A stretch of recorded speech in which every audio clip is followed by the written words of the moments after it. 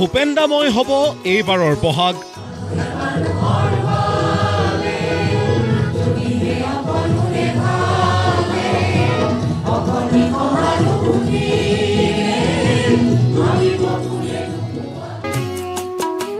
প্ৰতিখন বিহু কমিটিয়ে এটা সন্ধিয়া উৎসৰ্গা কৰিব ভূপেন্দাৰ নামত। ধলা শদিয়া দলঙৰ 0 পইণ্টত নিৰ্মাণ হ'ব 100 ফুট উচ্চতাৰ প্ৰতিমূৰ্তি। চতুৰ্দশ মৃত্যুবাৰ্ষিকীত মহানগৰীৰ জালুকবাৰীৰ ডক্টৰ ভূপেন হাজৰিকা সমন্বয় ক্ষেত্ৰত ৰাজ্য চৰকাৰৰ সাংস্কৃতিক পৰিক্ৰমা মন্ত্ৰালয়ৰ উদ্যোগত শ্ৰদ্ধাঞ্জলি অনুষ্ঠান।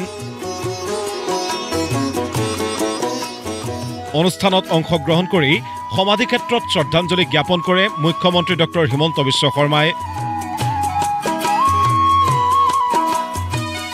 সুধাকণ্ঠৰ জন্ম শতবাৰ্ষিকী উপলক্ষে ৰাজ্য চৰকাৰৰ বিশেষ পৰিকল্পনাৰ কথা ক'লে মুখ্যমন্ত্ৰীয়ে।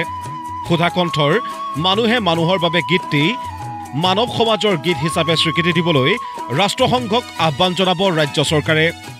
ৰাষ্ট্ৰসংঘক অনুৰোধ জনাবলৈ সিদ্ধান্ত লৈছোঁ যে মানুহে মানুহৰ বাবে গানটো সমগ্ৰ বিশ্বৰ মানৱ সমাজৰ গীত হিচাপে স্বীকৃতি দিব লাগে। এই দিশত ৰাজ্য চৰকাৰে কিছু কাম ইতিমধ্যে আগবঢ়াইছে। জন্ম শতবাৰ্ষিকী উপলক্ষে দিল্লী, কলিকতা, মুম্বাই, আহমেদাবাদত আয়োজন হ'ব বৰ্ণাঢ্য অনুষ্ঠান। কলিকতা, দিল্লী, মুম্বাই আৰু আহমেদাবাদত আমি ডক্টৰ ভূপেন হাজৰিকাৰ স্মৃতিত আমি এনেকুৱা একোটা বিশাল অনুষ্ঠানৰ আয়োজন কৰিম। দিল্লীৰ ভাৰত মণ্ডপত আমি ভূপেন হাজৰিকা জন্ম শতবাৰ্ষিকীৰ সামৰণি অনুষ্ঠান আমি পালন কৰিম। বহাগত প্ৰতিখন বিহু কমিটিকে এটা সন্ধিয়াৰ সাংস্কৃতিক অনুষ্ঠান ভূপেন্দাৰ গীতে মাতে মুখৰিত কৰাৰ আহ্বান চৰকাৰৰ। তাৰ বাবে চৰকাৰে দিব অতিৰিক্ত অনুদান।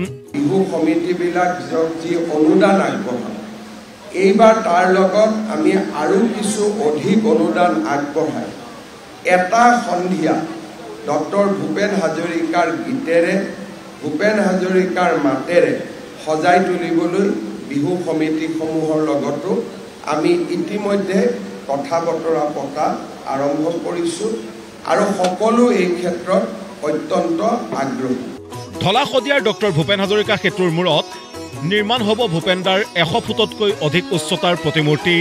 ধলা শদিয়াৰ ডক্টৰ ভূপেন হাজৰিকা সেতুৰ 0 পইণ্টত আমি ভূপেন হাজৰিকা ডাঙৰীয়াৰ এটা বিশাল প্ৰতিমূৰ্তি নিৰ্মাণ কৰিবলৈ সিদ্ধান্ত লৈছোঁ। ইতিমধ্যে লোক নিৰ্মাণ বিভাগে এই প্ৰস্তুতি পূৰ্ণ কৰিছে আৰু এই প্ৰতিমূৰ্তি 100 ফুটৰো অধিক ডাঙৰ হ'ব। অসমৰ প্ৰতিখন চহৰতে এটাকৈ পথ নামকৰণ কৰা হ'ব সংগীত সূৰ্যৰ নামেৰে। ৰাজ্য চৰকাৰে সজাই পৰাই তুলিব পথটো। অসমৰ প্ৰত্যেকখন চহৰত এটা পথ ডক্টৰ ভূপেন হাজৰিকাৰ নামত উৎসৰ্গা কৰে আৰু সেই পথটো ৰাজ্য চৰকাৰে সজাই পৰাই তুলিব আৰু এটা পথ ডক্টৰ ভূপেন হাজৰিকাৰ নামত উৎসৰ্গিত হ'ব। ইয়াৰ লগতে অসম আন্দোলনৰ শ্বহীদসকলৰ স্মৃতিত নিৰ্মাণ কৰা শ্বহীদ স্মাৰক অহা 10 ডিচেম্বৰত মুকলি কৰা হ'ব বুলিও ঘোষণা মুখ্যমন্ত্ৰীৰ। অসম আন্দোলনৰ শ্বহীদসকলক সুঁৱৰি ডক্টৰ ভূপেন হাজৰিকা ডাঙৰীয়াই শ্বহীদ প্ৰণামোত্তমাত এক অমৰ গীতৰ সৃষ্টি কৰিছিল।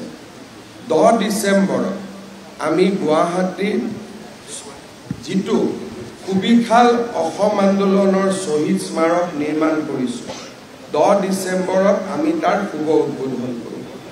সেইদিনাখন সমগ্ৰ অসমতে আকৌ এবাৰ শ্বহীদ প্ৰণামোত্তমাক এই গীতটো এনেধৰণে আমি পৰিৱেশন কৰিম। এই অনুষ্ঠানতে ডক্টৰ ভূপেন হাজৰিকাৰ স্মাৰক মুদ্ৰাৰে সন্মানিত কৰা হয় সুধাকণ্ঠৰ ভাতৃ সমৰ হাজৰিকা, কানাডা নিবাসী সুধাকণ্ঠৰ ভগ্নী স্মৃতি পেটেল, শিল্পী পুলক বেনাৰ্জীক।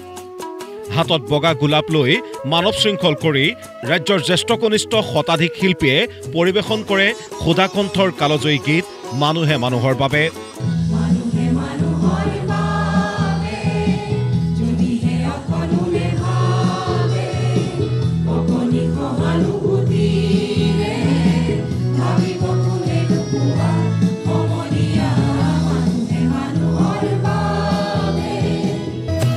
ভিডিঅ' জাৰ্নেলিষ্ট দীপক স্বৰ্গীয়াৰীৰ সহযোগত শচীন শ্যামন্ত বৰাৰ ৰিপৰ্ট প্ৰতিদিন টাইম